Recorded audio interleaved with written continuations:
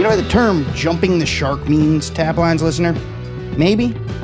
It's an old TV term, derived from an episode of Happy Days when the Fonz literally jumped a shark on water skis because the show's screenwriters were all out of ideas. It does not, strictly speaking, have anything to do with beer, but I'm going to take a little podcaster's poetic license here because the first time I tasted a pastry stout, I kind of thought the craft brewing industry had finally jumped the shark. As is so often the case, though, I was wrong. Pastry stouts are more or less what their name suggests: sweet, saccharine, indulgent beers built on flavors more familiar to a bakery than a brewery. They emerged towards the end of last decade as a coveted, if occasionally maligned, pseudo-style of craft beer, and they owe their name to the podcaster's poetic license of prolific beer blogger and commentator Alex Kidd. But most people attribute their creation to a California brewer named Derek Gallinosa. These days, he's the head brewer at San Diego's Goal Brewing, but midway through the teens, he was brewing at the city's Abnormal Brewing Company, wherein he happened upon an intriguing idea. What if stouts could be dessert? Okay, it was a little bit more complicated than that. Derek joins us today to recount the Pastry Stout's humble beginnings and reflect on its sweet and, to me, surprising success with the American drinking public ever since. It's Derek Gallinosa of Goal Brewing, it's Pastry Stouts, it's the controversial rise of big honkin' dessert beers. And it's all right here, right now, on Vine Pair's Taplines. Welcome, Derek Gallinosa, to the Taplines podcast, my man. Hello, everybody. Glad to be here. Derek, where are you joining us from?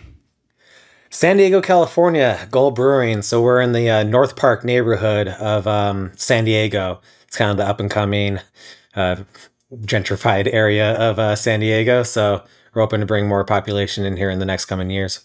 Right on. Sunny Southern California. It looks like you're in a stock room right now, a storeroom or something in the brewery. Yeah, it's our office. It's pretty much the only... Our brewery is not that big, so you just have to find some place that's quiet and with good lighting, I guess. Our tap room's open right now, so we definitely don't want to go out there where the music is and all the customers. So just trying to find the corner of the brewery that's quiet. Yeah, you get in where you fit in. Well, we're glad to have you today, Derek. It's great to have you on the show. Taplines listeners know that we're always looking at different parts of American beer history. We're going to be looking at a very modern moment in American beer history today, but a historic moment nonetheless. I think a lot of the time when we think about beer styles, we think about, innovations that happened decades or even centuries ago, right? There's an enormous body of beer styles that are very traditional. What we're going to be talking about today is a moment in time when one of the less traditional, more contemporary, and frankly more polarizing and avant-garde, maybe is a way to say it, styles came into be when it started to emerge. I'm talking, of course, about what many people refer to as dessert stouts or pastry stouts, which can be a little bit more of a pejorative term, but we're going to get into all that. Before we do, though, Derek, tell us a little bit about Goal, your current venture, for listeners that are in Southern California and want to maybe come pay you a visit. Yeah, so I've been a professional brewer for over 15 years, or almost 15 years, all throughout California. And Goal, we just opened up last July in 2023.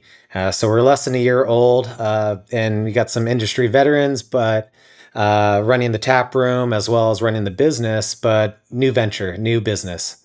So we're right here in San Diego, along El Cajon Boulevard. There's within a 2-mile radius, 11 breweries around us. So Beer City, USA. Man, it's crazy. Yeah. I feel like San Diego is one of like the original, sort of hotbeds of craft brewing. And I feel like not that San Diego's lost a step, but the national focus has shifted away from San Diego just because other towns have also since emerged, right? But like San Diego's still doing it, man. 11 breweries in a 2-mile radius. Yeah, and I think I agree with you. I don't think it's getting a lot of recognition now. We don't have a lot of new breweries, but it's like our way of life over here. You go to a tap room, and there's one in every neighborhood, and it's just kind of integrated within our society and our community. And we have a strong and very diverse beer following.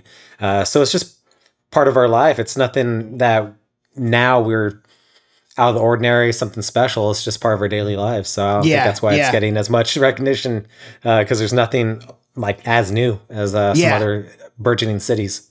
It's funny how that works. Well, Derek, you said you've been brewing for just about 15 years, a decade and a half. And this being a history podcast, we have the Taplines time machine. I like to hand that over to our guest to select the year that we should scroll back to start our story. When, in your mind, does this story begin about the creation of what would come to be known as the Pastry Stout? When does that start?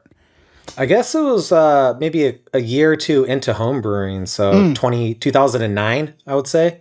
So a year before I went pro, and that was where I got kind of the bug of. I had a lot of chef friends, and they can take a protein, add different seasonal veggies, a different sauce, and just kind of like take that one base ingredient and add to it. And I think that's what inspired me to take these base stouts and add to it, creating layers of flavor.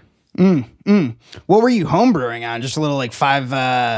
Oh yeah, it was. I wasn't that great of a home brewer, but I had a lot of creative ideas, and I guess I was good enough to get a job in the industry. But no, it was like a turkey fryer from Home Depot. It was a converted Coleman Extreme cooler, and as a false bottom, because it's kind of a rectangular shape, I had one of those like washing machine hoses that I would like take out the hose on the inside, and it was a braided tube. Right. So that was like, that was my false bottom right there. And just worked on at that time, just flavor creation, layers of flavor, but also getting into water profiles and fermentation schedules, and trying to get into the technical stuff. I was learning through basically podcasts.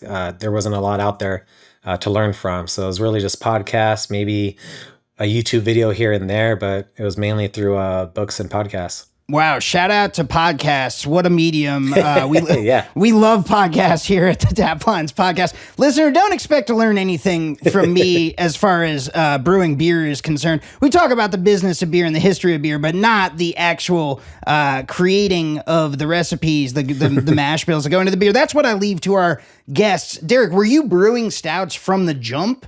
Or did you how did you get onto stouts in the first place?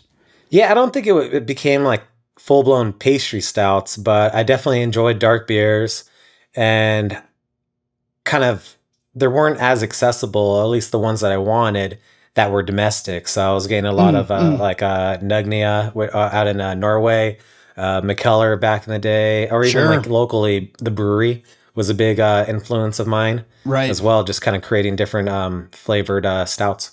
The Brewery, shout out to a very good brewery with one of the most irritating spellings for a journalist to have to write out and remember how to spell it. That's Bruery, I think. The Brewery, and it auto corrects to that every time in my phone, so I have to come back. Like, I'm not using that anymore, but it's still there. That's the sign of an old San Diego craft beer head. Is the autocorrect corrects to the misspelled brewery, the locally famous, exactly. Well, nationally famous brewery. Yeah. What were you? So you mentioned some of the beers. What were you? Those couldn't have been the beers you were drinking every day. You were home brewing. What was your drinking sort of career look like at that point?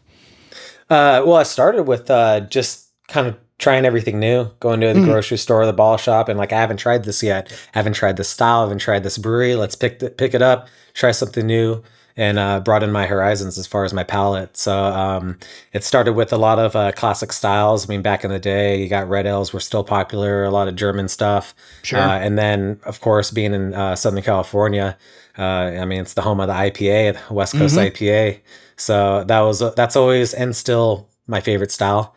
And just seeing how that evolved over the past couple decades has been pretty exciting. Yeah. So you start home brewing in 2009, right at the end of the aughts.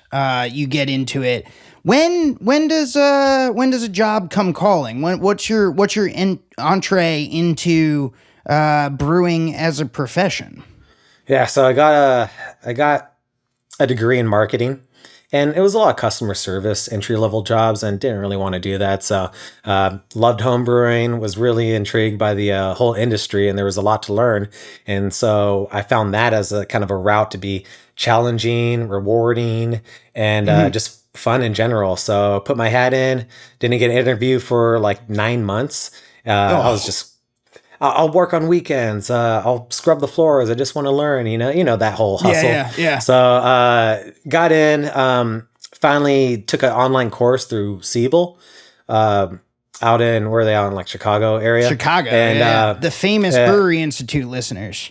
Yeah. So I did an online course, didn't learn anything, because I already knew everything. Like it was pretty basic. So it was like, how to brew. I was like, oh, okay, I know how to do that. So strictly a resume piece, but it got me a couple interviews, and got hired through Carl Strauss Brewing Company, which is the oldest craft brewery in San Diego right now. Opened up in '89. So got started there.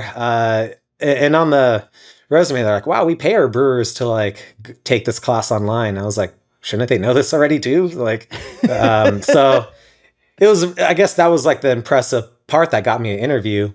And just spilled out my passion. It's like, hey, I want to climb the ladder. I want to be in this industry for a while, and I'm still in it. So, I got started in 2010 with Carl Strauss Brewing, starting on a 60-barrel brew house.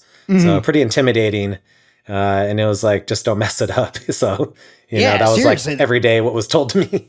No training wheels there. That's a pretty sizable system for you to have to jump in on. How long were you at Carl Strauss?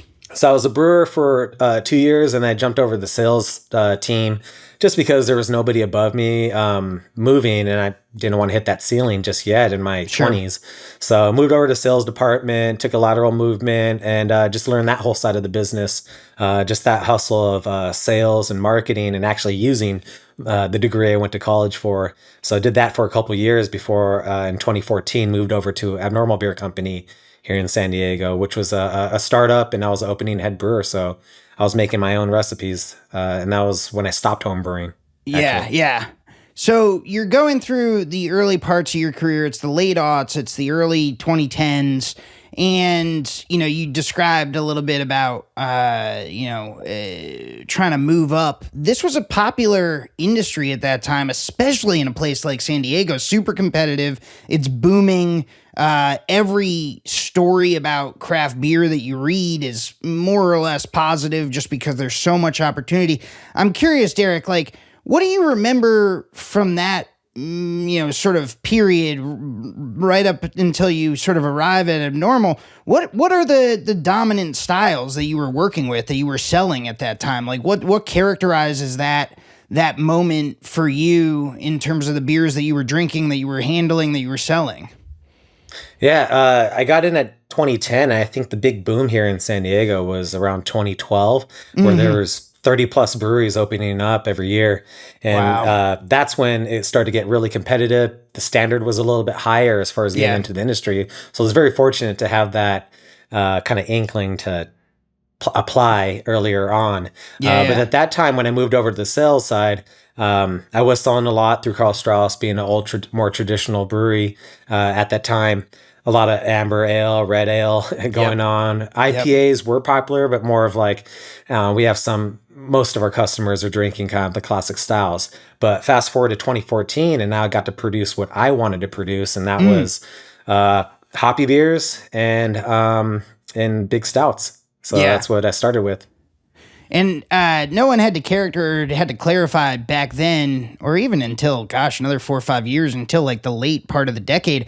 You didn't have to say West Coast IPA, right? It was just an IPA. There was no one was thinking about hazies at front of mind back then. I think there was a differentiation between American IPA and West Coast IPA, at least here, where it was a lot lighter, no caramel malt, no crystal malt, heavy on the hops, and just kind of cater to the weather. Just you want to be outside drinking like something as light as possible, but still just packed with flavor. Of course, we went through that whole bitterness war around here, but I think that kind of died out and people slowly started gravitating back towards the less bitter but still hoppy flavored IPAs. There was like a definite moment. I remember that, just having been covering the space at that time, where there was this like IBU arms race, right? Where everyone was just like, well, how much can we put into a beer? Who cares? No one was thinking about like whether people wanted to drink it. It was just like, well, we have a bajillion pounds of hops. It was cool to experience, and it was kind of fun to witness. Yeah. But at the end of the day, I feel like most of my peers weren't drinking that. We were drinking something a little bit more sessionable because we wanted to hang out and drink pint after pint and, chat it up. But if we had one of those, your palate was shot. You know? Strip the enamel off your teeth. Yeah. So I think it was more of like let's say gimmicky, but like kind of like just like, you got your name out there by doing that, but not necessarily like the drinker, like the drinkers, like retaining themselves as a customer of yours. Yeah. I think that became with more drinkability as time went by. Yeah. Well, I think that's a good opportunity to segue into the task at hand, the subject that we're here to kind of dive into, which is this idea of a beer that, is not necessarily as sessionable, is not necessarily as sort of light as any of the styles we've been talking about. We're talking about stouts, obviously, but specific type of stout. And you're associated, I think, in most folks' minds and in coverage from the era with starting to develop what would come to be known, like I said, as dessert stouts, as pastry stouts. Mm-hmm. When, you get to Abnormal, you finally are able to write your own recipes. You said you were brewing some hoppy stuff. When does the stout style first enter the picture at Abnormal for you?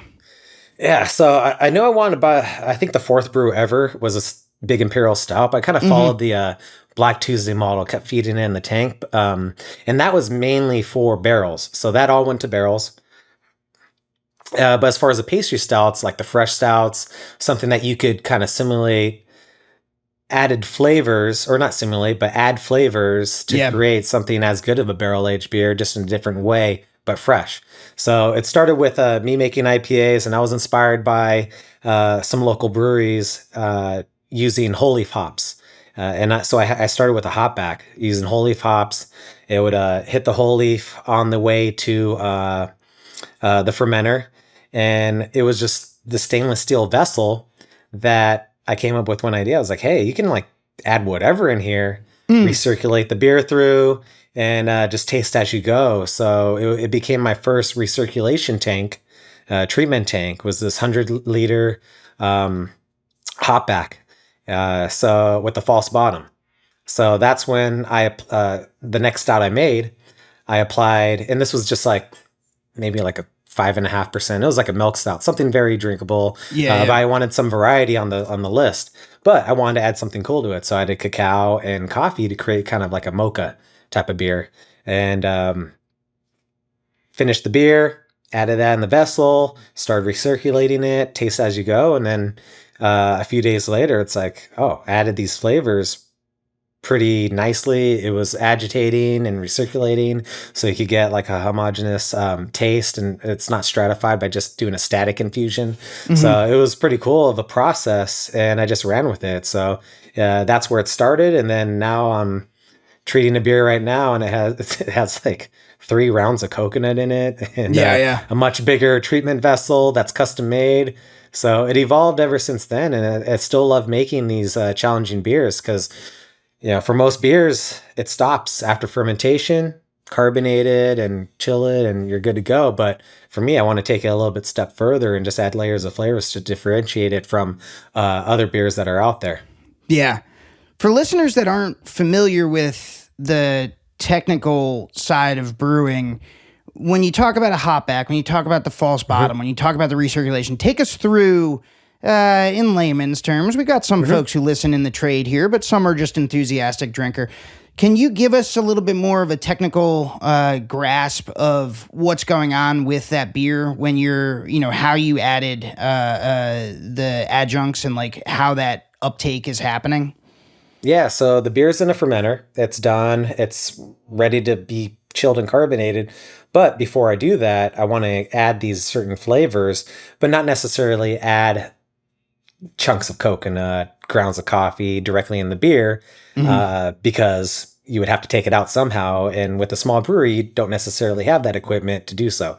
So I have this external vessel. It's a lot smaller. I would say it was like maybe 20 gallons or 30 gallons or so in volume. Stainless steel, so you could clean it, sanitize it, and it won't affect your beer, especially, which is very important for a finished product. You don't want to infect it at all. Sure. And it had a false bottom where it's a perforated bottom with a port underneath, so you can isolate the ingredients and have it stay within that vessel as the beer runs through it, goes back in the tank, and kind of recirculates back and forth and over again. And so that created kind of an even taste throughout the whole tank. And I could just kind of taste as you go, as if you were to doing cooking. When you add a little bit more salt, I knew when to stop it. That's enough cacao, that's enough coconut, that's enough coffee. So it was very precise. And I still have that theme till this day of precision. Mm-hmm. Do you remember, so that first batch, what happens with that beer? Does it go onto did Abnormal have a tap room at the time? Were you guys packaging that beer? What happens with your first sort of go at it? So that it wasn't extreme by any means. It was like a milk stout, 5%. Yeah. We had that in the tap room. There was no packaging at the time. We had a decent volume restaurant, like a casual fine dining restaurant that we were a part of. And with enough people running through that, we were able to kill the tank or the batches in a decent amount of time, with sending some out to accounts outside of the brewery. What do you remember the reception? Was it like a frenzy right away? Did it have to build? Like, what was the uptake with customers? No, at that point, that was just like, oh, that's cool. It's a mocha stout. But it wasn't until I got into the Imperial stouts, that's when it all changed. And that's when I started to get recognition for these adjunct stouts or these treated stouts. So fast forward maybe a couple years later, 2016, and there's a local coffee company I'm really close with, the one of the owners, Moster Coffee. They're in a bunch of different breweries as well. And they had their anniversary coming up, so I decided to make a beer for them. Made a big Imperial stout, and we added coconut coffee and vanilla, and that's where it went from a little milk stout at 5% to this 10% in your face, and people were like, there's nothing else like that around here. That's when it really took off, was doing like the bigger stouts at 10%, and that was around 2016, after I got really familiar with the brewery after over a year and a half. So tell us a little bit about when that happens. You said 2016 or so.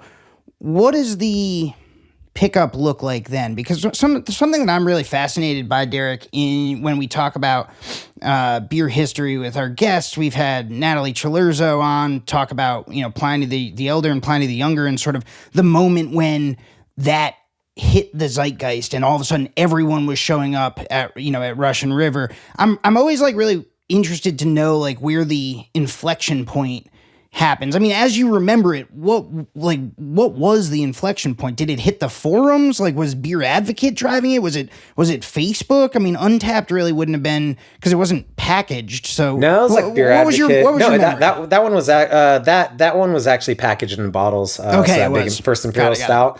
Yeah, so that was packaged in bottles, and we sold it online. And I think that moment that you're talking about was when it sold out in a couple seconds, crashed the website, and there wasn't a lot of things down here that did that. Wow. So that's when we started to get a lot of recognition. And they're like, oh, wait, what's this brewery? What were they doing? That's something completely different. And then you get hit up. I got hit up a bunch about like, hey, do it at our brewery. Like, hey, let's collaborate. And that's where I really started to get into kind of being accepted into this circuit of breweries trying to do progressive things. Yeah. What did you like? That had to be a pretty insane moment when the website crashed. Like, did you have any inkling that this was going to do that before you guys put it for sale? Like, had you any reason to believe that it was going to have that type of demand off the rip? Oh, not at all. I mean, we put it on and we're like, oh, let's hope that we know we're going to get a few sales. We have some consistent customers, but no idea that, and I think we only had like maybe like a limit of 4 bottles, and there was like a few hundred available. So it was a decent amount. Wow. And we turn on the sale, and then all of a sudden we can't like refresh it ourselves. And then all of a sudden it's like the inventory went to 0. Everyone had it in their carts. And so there was a lot of things for that online sale, which I'm sure a lot of other breweries had to deal with at that time. Yeah. Where like you have a lot of customers that weren't able to get the beers that they anticipated getting because it sold out so fast. So right, not only do we have to deal with that, right? They're like, they're mad at us. You know, it's just like I get it. Like, you know, you want the beer. I know you like are happy for us, but also kind of mad that you didn't get your what you wanted. Yeah. So after that, we knew this was like a thing, so we just started coming out with them, changing up the ingredients and selling on site, and kind of making sure that all the like technical online parameters were set before we released them. Yeah, there was like a moment, or there's like a turning point where breweries had to get like a lot more savvy about not just running a tap room, not just putting out good liquid and packaging and marketing and all the stuff that breweries have to do for the core business, but also then about like crowd control and e-commerce sort of management and ticketing. And I feel like that's something that we definitely talked about with Natalie. Is like, yeah, I didn't like really get into this business to like try to figure out all the ways that like hustlers were going to try to subvert my ticketing system and then, stop them from doing that. Yeah. Like this is like a hassle for me, and I don't appreciate it, but like, it's something that just kind of like for her, when, listener, go back and check out that episode if you're interested, but like, she just describes like, oh, it became like another thing that we kind of had to start thinking about. And it sounds like you guys ran into, sort of a similar set of, I mean, they're good problems to have, right? You're selling a lot of beer and people want it and whatever, but it's nonetheless, it's more work for a small operation. Yeah, I always said you can't satisfy 100% of the people, but you can try your best to satisfy as many people as much as possible.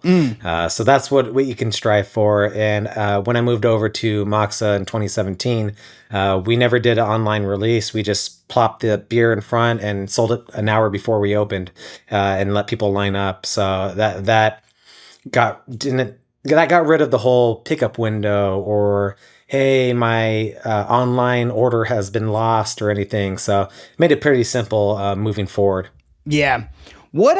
So as you're putting these out at Abnormal, and you mentioned that you moved to Moxa, was outside of San Diego, right? A different part of California? Yeah, that's over in just north of Sacramento in the city called Rockland. Yeah. Gotcha. But so you start putting out what would become to be known as Pastry Stouts. What were you calling them at the time? Like, when did that term come along? Do you remember? I think it was around that time, 2016, and that was also the same year that hazy IPAs were starting to enter the market, at least over here.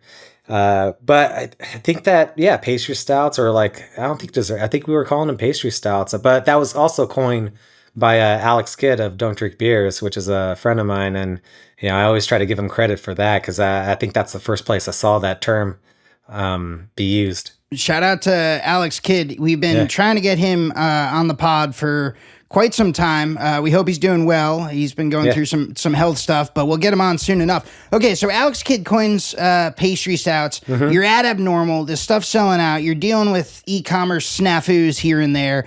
You moved to Moxa in 2017 up in Northern California above Sacramento. You're at this point, what? You're 10 years in, man. Was the plan to continue doing Pastry Stouts? Did you want to move on? Had you started to get tired of this style? What's your, how do you remember sort of that transition? Was that,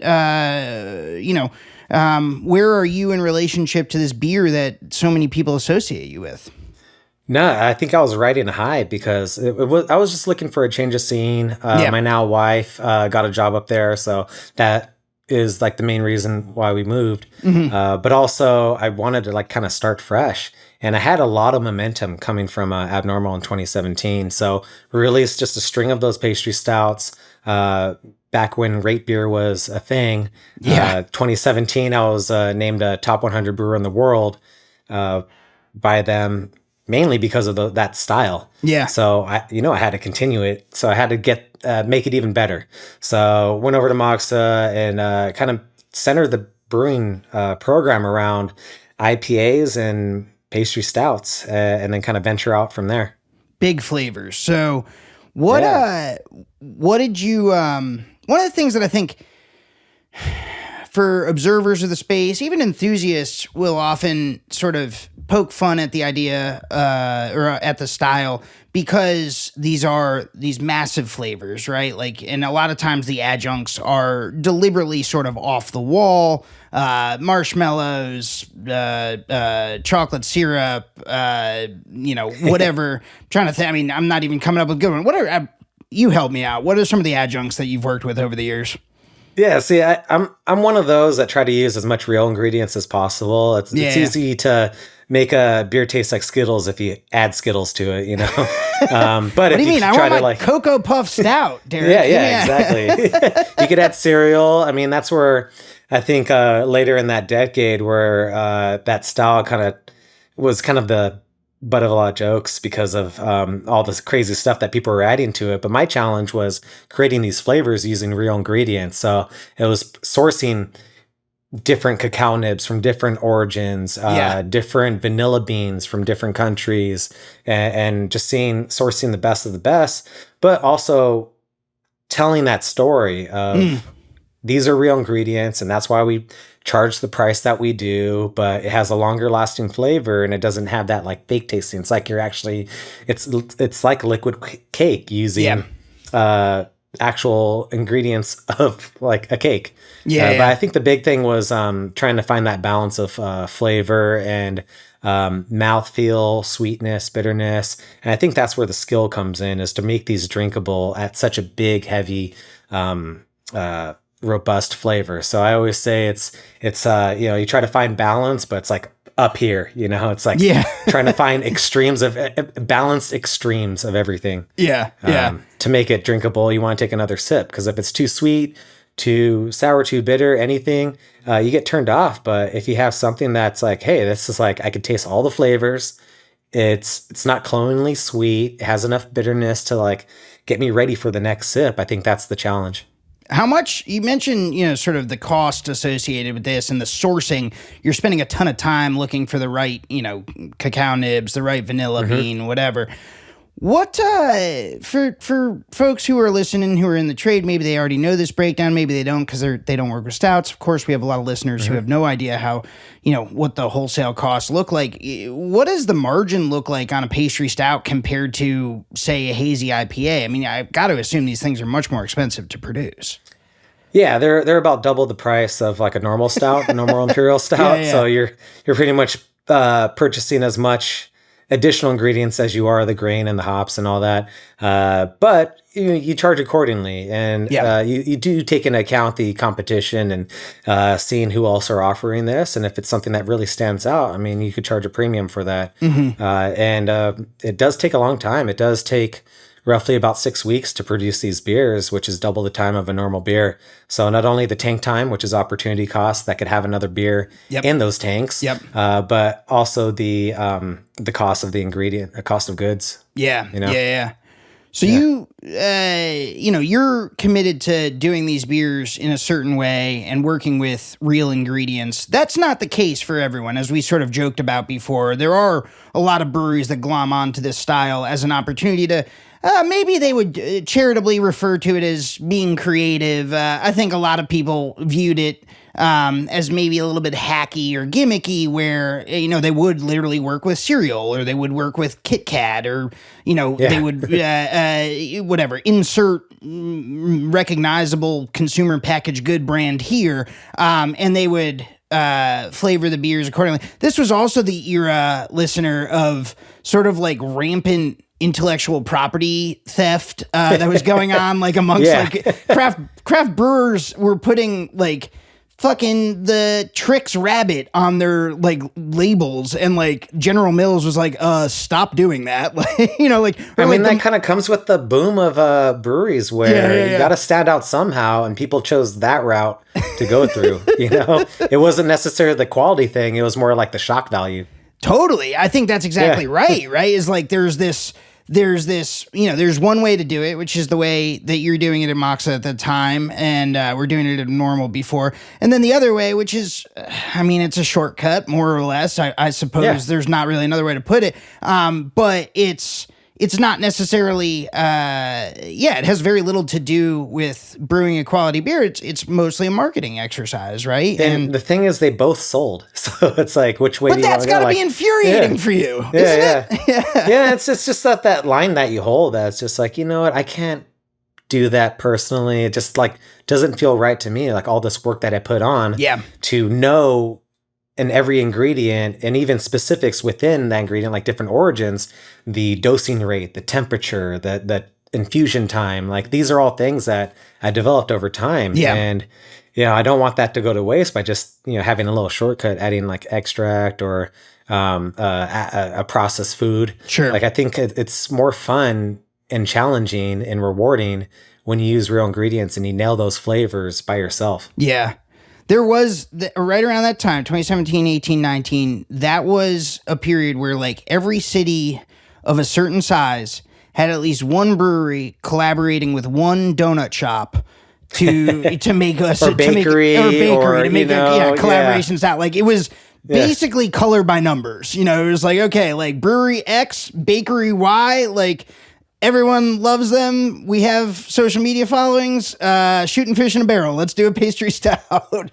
Yeah, exactly. And that was great for like cross marketing and really cool. And you know, I don't like now. It's like it's part of the industry. It's like you get another business in, and maybe they do have a big following. This donut shop or this other adjacent business that is complementary, and you could make something fun out of it.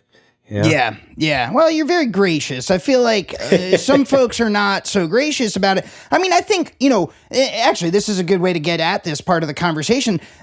Pastry stouts, though they are beloved by many customers, they sell well, as you're describing. You know, people are lining up for them. They're trading them on you know, Facebook groups and on private forums and whatever. They also have a fair share of the style has a fair share of critics. Now, a lot of the criticism is focused at some of those hackier, more gimmicky beers that we've been describing, the one that have been produced with, you know, cereals or candy or donuts or whatever. But the criticism is basically that like this is, you know, this isn't really beer. This is dessert. People start calling them diabetes stouts, you know, because some of them are big and sugary. What was your recollection at that time? Like, you must have been absorbing some of this, you know, discourse, some of this criticism. Do you remember feeling any type of way at that time? Like, I hope you weren't insulted by it. I hope you aren't insulted by it. But like, how did you feel about seeing this style go out into the world and have people react to it, and some of them not react so positively to it? I think it's the marketer inside of me and my formal education that kind of appreciates that as like a business tactic. And like, hey, you got to do what you got to do to you know, keep your business alive. I just went a different route. So seeing it go out and seeing the different reaction, I think it was important to tell the story of using real ingredients and emphasizing that only because that was our competitive advantage versus other people that were just throwing in, you know, processed foods. I think you tell the story of, hey, we actually thought a little bit longer and harder and about this beer and how it would produce, and just going through the whole process. I think that helps not only sell the beer, but kind of create this like just model to follow for other breweries. Yeah. There was like that moment where everyone starts doing this, and there's maybe a little bit of concern that, whoa, what if this is like the way, you know, people get into beer? They taste a bad pastry stout and then they decide they don't like, you know, stouts at all. But that didn't really happen. Like that, I think that was a valid concern that wound up being overblown in the same way that people were worried about, like, well, what if, 10 years ago, what if someone drinks a shock top and then decides they don't like craft beer? Like, well, that didn't really happen so much, right? Like, ultimately, to your point, like, from a marketing perspective, it probably was a net positive for the style and for the craft beer segment as a whole. I don't have the numbers in front of me, but that is my guess. And obviously, it sounds like you feel the same way, or we feel similarly. Yeah, like what I've noticed around that time, 2017, 2018, like everyone did it. Everyone had their hand. Everyone was doing it. I remember when I moved up, and I had this skill set that I kind of brought up. People knew that, and that's I think what created our initial following was them anticipating these styles. Yeah. But seeing the success of that in the area, I felt like everybody in the area started trying their hand at creating these pastry stouts, and over time, it just kind of like weeds out the people that or the breweries that, all right, maybe this is not our wheelhouse. This is not something that we should focus on. It's a very expensive experiment that they sometimes a lot of them failed at, and just wasn't able to compete. So they just stuck with what they're good at, which is respectable, But I think there was some influence with people like me and other breweries across the country producing these styles to really progress, or at least make it worth trying to produce these styles on in breweries that normally don't do that. Yeah. Who else was pushing you at that time? You're brewing at Moxa. Who else was in, like, kind of in your mind, the upper echelon that was kind of pushing the style forward at that time?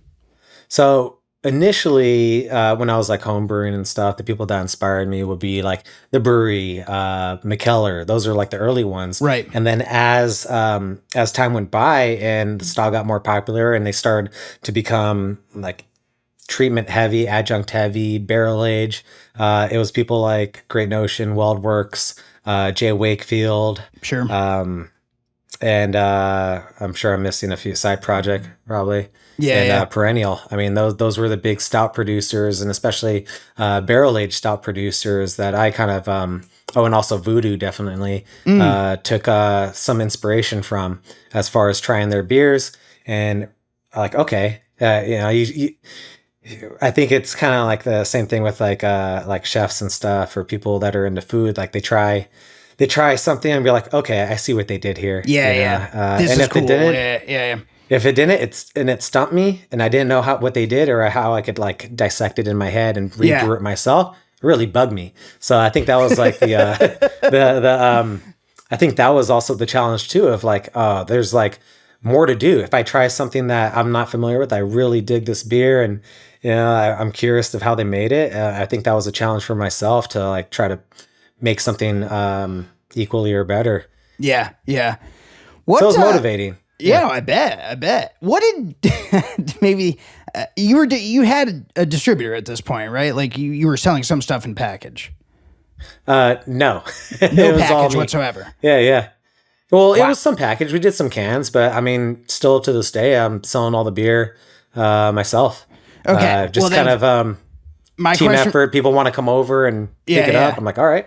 Yeah. My question was gonna be, what did your distributor think about this? But you never had one, so you never really had to worry about it. Because no, that's something I've always been curious about. Is like, another thing we talk about a lot on this show is the middle tier is so important for a lot of brewers who rely on distributed, to get into off-premise accounts, and getting the buy-in of the wholesaler, which as a cohort, wholesalers tend to be a little bit more resistant to change. They tend to be socially conservative, probably politically conservative for the most part too, but like they aren't necessarily as interested in seeing around the corner. They want the thing that's hot right now, not the thing that will be hot, which poses a challenge for some brewers. But you weren't going through distributors, so you didn't have to worry about it.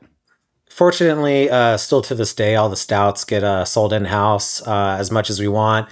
I do reserve some for special events like tap takeovers. It's kind of an incentive to bring in more beers, or beer festivals. You definitely want to showcase the best of what you have. But yeah, I never really sent out any of those beers to be distributed anywhere. I mean, that's the what dream, more of like the man. IPAs and the lagers. Yeah. Those are going out to accounts, but we definitely try to keep the stouts in house to try to draw people into the tap room, to the events, to our events, festivals or tap takeovers. So it's kind of still, we have a leverage using that style to our advantage. That's lucky, man. I mean, well, not just lucky. You've earned it over many years, but that is a desirable position to be in for a brewery, especially these days, as it's harder to get people to come to tap rooms because there's so many other places to go, places to drink, whatever. So that's huge, I have to imagine. Yeah, and I think just saying that out loud, I like just remembered like maybe I should just make more. You know, like more varieties. You know, just keep people coming back every week. But we try to come out with one once a month. But I think we need to kind of up that frequency just because it does have still a high demand. Well, don't do it on our account, Derek. You work at your own pace. We don't like people to undertake labor that's going to max them out here at Taplines. We like to have a nice leisurely pace when it comes to work life. But what was the one other thing I wanted to ask you is, this was a period when, I referenced sort of some reselling and some trading earlier in our conversation. How do you remember the gray market impacting or affecting sort of the rise of pastry stouts? Was that an important component, do you think? It's funny you mentioned that because I talked to other people about it. Around that time where like there wasn't a lot of people producing these styles, so they were heavily traded. Now I feel like you got great breweries all over the place that are producing styles of all sorts at an exceptional level. But at that time, the secondary market was pretty high. And it's you hate it and you love it because it's like it does bring a lot more attention. This is like the marketer coming out as well. It does bring a lot of attention. It does increase the value of your beer. But at the same time, you hope that they're drinking and enjoying it and not just using it as a way to, gain profits. Like a store of value. Yeah. So that's why I always sold at minimum at least two, for one for you to enjoy. And the second one, I don't know, do whatever you want with it. Trade it, share it. I don't care if you sell it. Like, just don't sell it to somebody that's going to drink it, Yeah.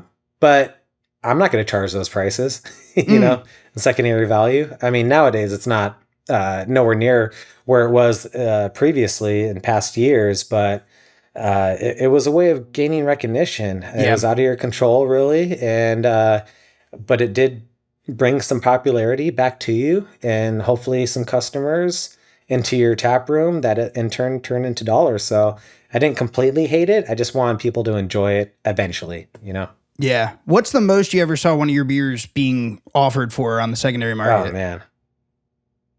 Like a few $100s. What? Yeah. Yeah. Wow, man. That, but some collaborations have gone for over 1,500. Yeah. I'm like, yes. I reported a little bit on beer trading when it was more of a thing. And like, you're right. I guess those were priced, but it's shocking to me to think about because you're right. That was very of an era that is not so much around anymore because of the ubiquity of breweries across the country. It just lost some of its appeal. You don't have to trade to get great beer. More people can get it wherever. But yeah, that is kind of crazy. What did that feel like? I mean, like you said, like it's a little bit flattering, right? Like, no, definitely. When you see that, and you're just like, wow, that's awesome. Like, I wouldn't pay that much for this, but like, there are people that I don't have that around them, and they gather some guys together. Like, hey, if everyone puts in like $40 or something, we could taste this thing that we've been always wanting to taste. So it's I'm a former beer trader. Now it's just like within other breweries and we just want to try each other's stuff. Sure. But back then it was like, I don't know anybody at this brewery. Let's all gather what we can locally, and then hopefully we can swap some beers. And so in a sense I was kind of paying that secondary price just by buying beers here and trading them out. But yeah, I was into that secondary market as well because two things. I wanted to try the beer just like for pleasure, but also for research as well. It's like, all right, what's the big deal about this? Because then, I could eventually develop skills to try to produce it myself, which has happened a few times. You say research. That's a good opportunity for me to mention that I got to go do my taxes and I got to write off all my beer for the year. It was all research, of course. It was, I'll be telling my accountant that was research and development. Thank you very much. So, Derek, when do you come back? When's the homecoming back to San Diego? Because you're back at Goal now in your old stomping grounds. When do you move on from Moxa? So that was last year, 2023. It's been in the works for a while, but a buddy of mine quit his tech job to be closer to his family and create a brewery, kind of like a passion project. And I hit him up and was like, "Hey, you need a brewer, and I want to go back home. So yeah, if we can make it work, I'm interested." So that was the talks, and eventually a year later, made it happen. So came back last April, and we opened up the brewery in July. So far, so good. There's a lot of competition since the last time I was here, pre 2018 or 2017. Yeah. But I think more people are trying it out. We've been getting some recognition, and I think we're back in as part of the community and being accepted. Hell yeah, man. Hell yeah. So, give us a little, we've sort of gone the distance here, Derek, but reflect a little bit, if you will, on the significance of the style to your career. I mean, you're a talented brewer. Obviously, pastry stouts aren't the only type of beer that you've brewed, as we've talked about over the course of our interview. And yet, your name is very closely associated with this style that has since gone on and taken on a life of its own. It's created opportunities for you as a brewer and as someone in the community. How do you sort of think about it? I asked before if you were tired of it in 2017. Are you tired of it at all in 2024? Is it something that you think you'll be brewing for the rest of your life? Like, how do you think about this style? Yeah, probably because I feel like still there's not a lot of people progressing that style. Yeah. And right now it's now an official style in the Brewers Association recognized style guidelines, which I actually put in a formal request to have that be a style. So hopefully that convinced them in some sort to put it on the in the competitions. But there's still a lot of innovation, still a lot of I'd say research, but experimenting to do with different ingredients and flavor combinations. I mean, does cooking stop, as far as the development and the progression of culinary skills? I think it's the same way with brewing. There's so much more to explore as far as, texture, mouthfeel, flavor, drinkability, all these things are taken into account. No one's making the perfect pastry stout just yet. I feel like there's, a lot of great ones, but there's nothing that's has stood the test of time. We're always innovating. And I think that's where I fall into is I'm still excited about it, see that there's a future, and it has paved the way for people to recognize the other styles that I produce. I mean, it gets people in the tap room. Yep. It gets people looking up our brewery so they could come back and drink the lagers and IPAs and fruited beers. Also, that style has allowed the opportunity for me to travel the world, be invited to festivals all over, and showcasing this style, and alongside other people producing the style at a equal or better quality as well. So it's also an opportunity to learn from others by being invited to other festivals and other cities from producing the style. Yeah. Well said. What's the nerdiest pastry stout you've ever produced, you think? What's the adjunct that you just were geeking out and took you forever to track down? What stands out in your mind?